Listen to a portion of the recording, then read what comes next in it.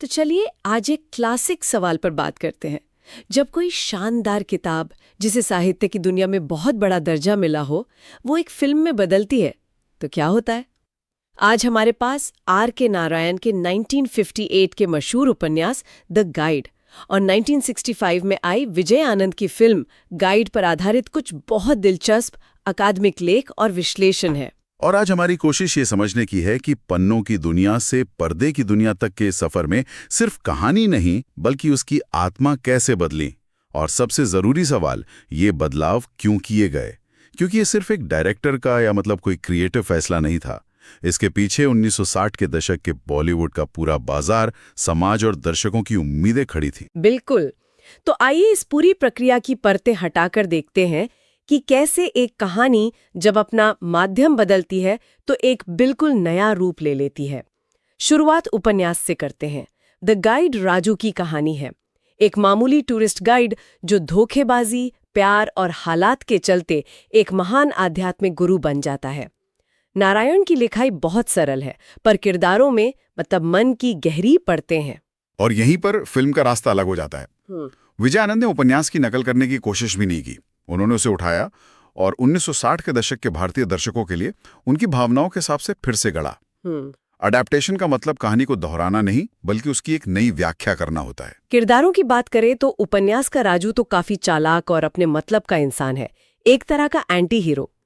मुझे हमेशा हैरानी होती है कि देव आनंद जैसे इतने बड़े सुपरस्टार ने ये रोल क्यों चुना। क्या उन पर इसे एक हीरो की तरह निभाने का दबाव नहीं था? बिल्कुल, यही सबसे दिलचस्प बात है। दबाव सिर्फ था नहीं, उस दबाव ने ही फिल्म के राजू को गढ़ा। देवानंद उस वक्त एक रोमांटिक हीरो थे, उनकी एक इमेज थी। हाँ, एक इमेज थी। दर्शकों ने पर्दे पर एक धोखेबाज या मॉरली ग्रे किरदार में शायद स्वीकार नहीं करते। बिल्कुल। इसलिए फिल्म में राजू को ज्यादा आदर्शवादी और हालात का शिकार दिखाया गया है। वो गलतियां करता है लेकिन उसका दिल साफ है। ये व्यावसायिक सिनेमा की एक जरूरत थी, या कह सकते हैं मजबूरी। कहानी को स्टार के लिए बदलना पड़ा, ना कि स्टार को कहानी के लिए। अच्छा, तो ये एक तरह का मार्केट करेक्शन था ताकि बॉक्स ऑफिस पर फिल्म सुरक्षित रहे। और रोजी के किरदार का क्या? उपन्यास में उसका सफर अपनी कला और अपनी पहचान को दोबारा हासिल करने का एक बहुत ही निजी और जटिल संघर्ष है। क्या फिल्म ने उसे भी बदला, लेकिन एक अलग तरीके से। वहीदा रहमान की रोजी अपने समय के हिसाब से बहुत प्रगतिशील किरदार थी। वो एक नाखुश शादी को छोड़कर अपने पैशन को फॉलो करने का फैसला लेती है, जो 1960 के दशक में बहुत बड़ी बात थी। हाँ, बहुत बड़ी बात। लेकिन फिल्म में उसके इस संघर्ष को ज्यादातर राजू के साथ उसके प्रेम संबंध के चश्मे से दिखाया गया है। उसका आर्टिस्ट के तौर पर सफर और उसकी आज़ादी दोनों राजू से जुड़े हुए हैं। इससे उसका किरदार उपन्यास के मुकाबले थोड़ा सरल हो जाता है, लेकिन दर्शकों के लिए ज्यादा रिलेटेबल बन जाता है। और सबसे बड़ा बदलाव तो शायद मार्को यानी रोजी के पति के किरदार में किया गया है। उपन्यास में वो सिर्फ एक बेपरवाह पति है जो अपनी पत्नी से ज्यादा अपने काम पुरातत्व में डूबा रहता है। वो बुरा नहीं है, बस उदासीन है। हाँ। पर फिल्म में तो उसे एक सीधा साधा विलेन बना दिया गया। हाँ, और ऐसा करने की एक बहुत साफ वजह थी। फिल्म में मार्को को एक आदिवासी लड़की के साथ दिखाया गया है। ये एक सीन पूरी कहानी का नैतिक समीकरण बदल देता है। अच्छा? अब दर्शकों की नजर में रोजी का घर छोड़ना और राजू के साथ रहना जायज हो जाता है। 1960 के दशक के दर्शकों को हीरोइन के लिए सहानुभूति महसूस करने के लिए एक ठोस वजह चाहिए थी, और मार्को को विलन बनाकर फिल्म ने वो वजह दे दी। तो ये एक तरह का मॉरल जस्टिफिकेशन बिल्कुल था। वाह। हर बदलाव के पीछे दर्शकों की नब्ज पकड़ने की कोशिश थी, और ये कोशिश फिल्म के अंत में सबसे ज्यादा दिखती है। किताब का अंत तो बहुत एम्बिग्युअस है, अस्पष्ट, पढ़ने वाले को सोचने पर मजबूर कर देता है। ये पता ही नहीं चलता कि राजू के उपवास से बारिश हुई या नहीं, या वो जिंदा बचा भी या नहीं। बिल्कुल, नारायण आपको एक सवाल के साथ छोड़ देते हैं, लेकिन बॉलीवुड फिल्म एक सवाल के साथ खत्म नहीं हो सकती थी। उसे एक जवाब देना था। इसलिए फिल्म एक बहुत ही स्पष्ट, भावनात्मक और आध्यात्मिक क्लाइमैक्स देती है। राजू के मरते ही बारिश शुरू हो जाती है और उसे मोक्ष मिल जाता है। फिल्म में रोजी भी उसके आखिरी पलों में उसके पास लौट आती है, जबकि उपन्यास में ऐसा कुछ नहीं होता। हाँ, ये तो बड़ा फर्क है। इसे कहते हैं इमोशनल क्लोजर। दर्शकों को एक संतुष्टि देना कि सब कुछ ठीक हो गया, हीरो को उसकी कुर्बानी का फल मिला। तो जाहिर है लेखक आर के नारायण को ये सब बदलाव पसंद नहीं आए होंगे। सुना है वो फिल्म से काफी नाखुश थे। नाखुश तो बहुत नरम शब्द है। वो खासे नाराज थे, खासतौर पर फिल्म के अंग्रेजी संस्करण से, जिसे पर्ल एस बक ने लिखा था। अच्छा। नारायण ने उस फिल्म की आलोचना करते हुए उसे द मिसगाइडेड गाइड यानी भटका हुआ गाइड तक कह दिया था। उन्हें लगा कि उनकी कहानी की जो आत्मा थी, जो इंसानी कमजोरियों पर एक शांत व्यंग्य था, उसे एक मेलोड्रामेटिक बॉलीवुड फॉर्मूले में बदल दिया गया। तो ये तो साफ है कि कहानी को दर्शकों के लिए पूरी तरह से बदल दिया गया है। लेकिन सिर्फ कहानी बदलना ही काफी नहीं होता, उसे पर्दे पर दिखाने का तरीका भी तो मायने रखता है ना। उपन्यास में तो लेखक आपको बता देता है कि पात्र क्या सोच रहा है, पर सिनेमा में ये कैसे दिखाया गया, खासतौर पर जब कहानी को मालगुड़ी जैसे छोटे काल्पनिक शहर से निकालकर उदयपुर के शाही नज़ारों के बीच रख दिया गया हो। ये एक बहुत बड़ा और सोचा समझा फैसला था। मालगुड़ी की सादगी में एक आकर्षण है, लेकिन वो सिनेमा के बड़े पर्दे के लिए नहीं थी। विजय आनंद एक विजुअल स्पेक्टिकल बनाना चाहते थे, एक ऐसा अनुभव जो दर्शकों की आंखों को चकाचौंध कर दें। बिल्कुल।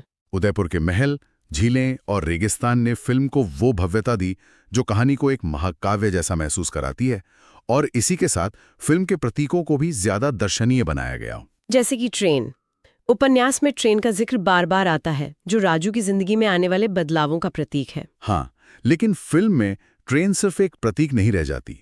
वो उदयपुर की भव्य सेटिंग के साथ मिलकर उस दौर में बढ़ते हुए पर्यटन और भारत के आर्थिक बदलाव को भी दर्शाती है।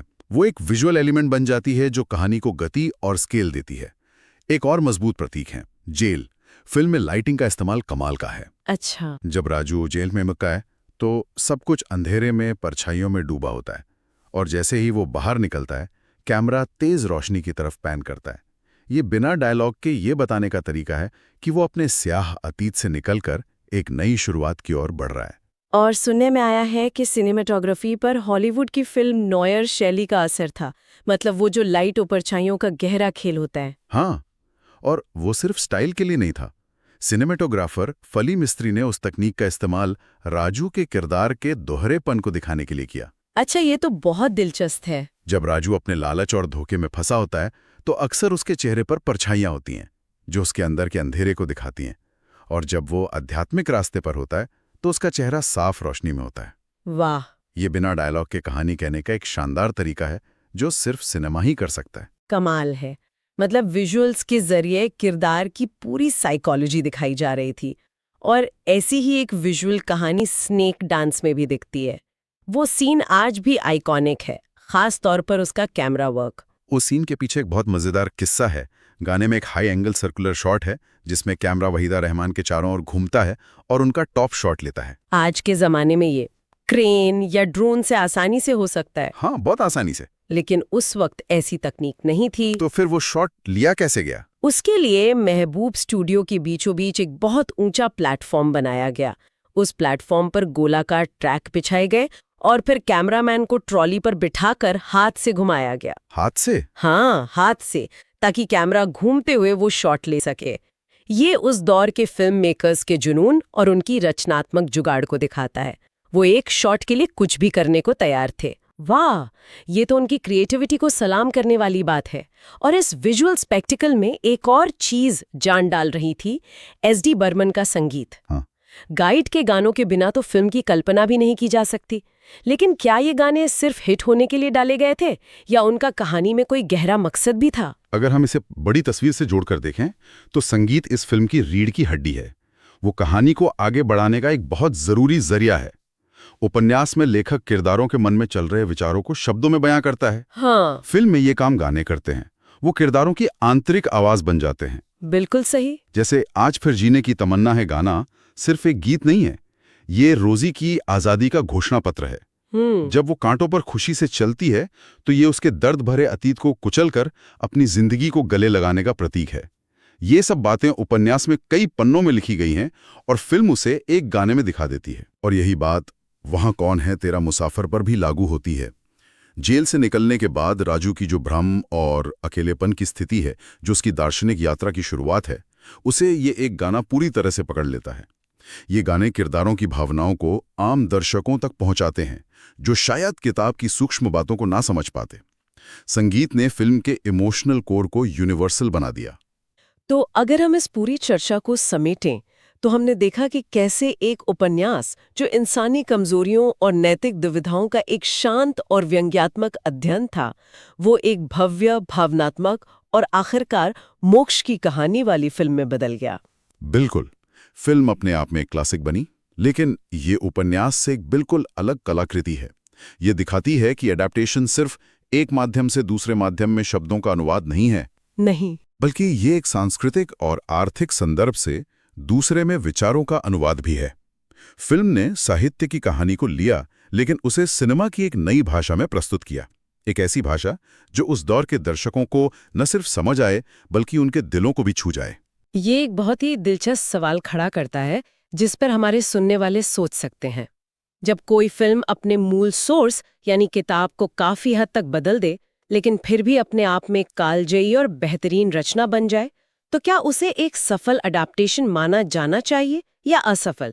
एक फिल्म मेकर की वफादारी अपनी मूल कहानी के प्रति ज्यादा होनी चाहिए या अपने दर्शकों के प्रति?